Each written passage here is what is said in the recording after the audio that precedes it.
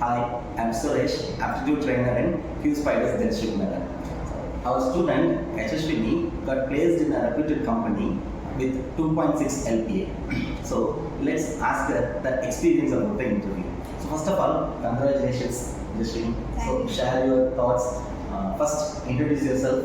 I'm Yashaswini. I'm from Kamaradi. I'm currently doing my graduation in computer science and engineering in Nalamala Engineering College.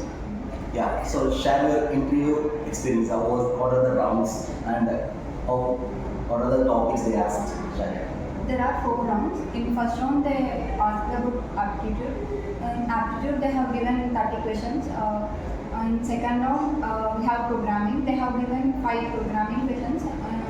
And next round, technical, they have asked about Java, Java related questions. And next round is HR round.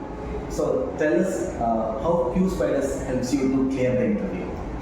Before coming to Pyspiders, I have basic knowledge on every topic, but coming to here, it helped me to improve my communication skills through presentations, and trainers are very friendly. They help me to clarify my doubts, and I gained knowledge from this institute. It is best to join here.